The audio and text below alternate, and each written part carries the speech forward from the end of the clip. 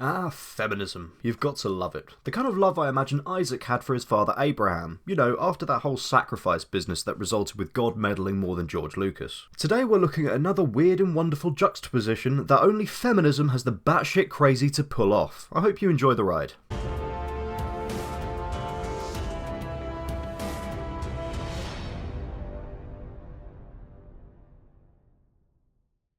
I dance, naked, for large and occasionally insultingly modest sums of money.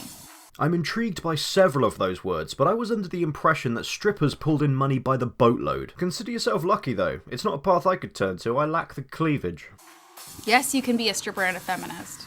And here we see why the Huffington Post and other magazine-style news agencies are having bigger cuts than an emo on steroids.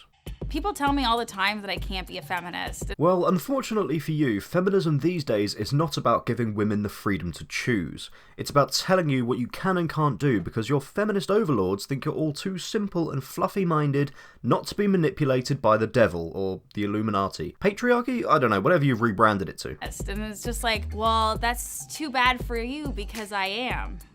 Oh yeah, it's fine for you. You get to have your cake and eat it. What about grid girls and models? They've been forced out of their jobs for that same reason. They won't strip for money, so they're not getting money. Kind of sounds like a perverted man is pulling the strings, doesn't it? Strip for me, my pretties, or you're not getting paid.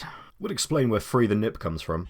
The misconception is that we're not people and that we're sad all the time, and I think that that's a really simplistic, reductive way of shaming women for using their bodies. Oh, believe me, men don't give a furry rat's ass whether you're happy or sad as long as you get undressed and wobble your norks around for us for the modest fee you mentioned earlier. The only people trying to make you feel bad about this is feminists. The rest of us wholeheartedly encourage it. We're not shaming athletes for using their bodies to make a living. Seriously? You're comparing yourself to an athlete? No, that takes serious hard work and dedication. I mean, I don't like to brag, but I get dressed and undressed every day. It's pretty easy. In this circumstance, your comparison is a male stripper, not an athlete. We're not shaming hard laborers for using their bodies to make a living. And stripping is hard labor, so that's what we're doing. I'm at a loss for words, I really am. You're comparing yourself to hard labourers. People that build houses, people that deliver furniture to those houses. And trust me, they all got dressed and then later got undressed, so they did your job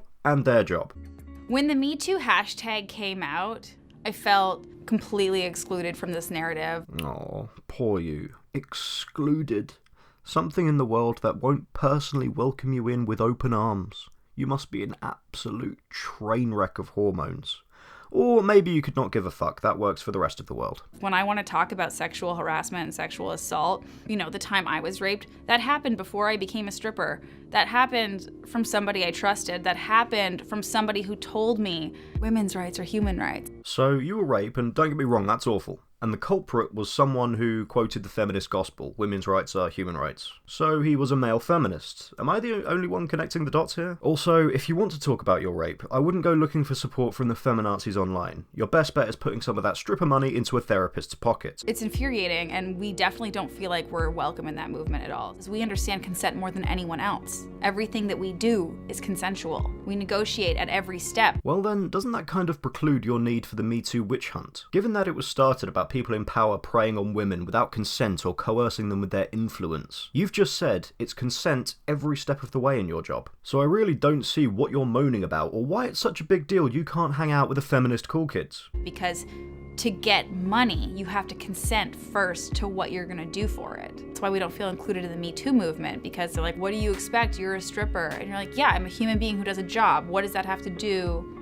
with me being able to consent or not? You really don't see why they're not interested. Put yourself in their shoes for a minute and pretend they're honest people. You really have to use your imagination there. Their movement is about consent, something you have and brag about. I assume this kind of non-issue is why these people are losing their jobs. I just hope they lose their jobs faster than I lose my mind dealing with their idiocy.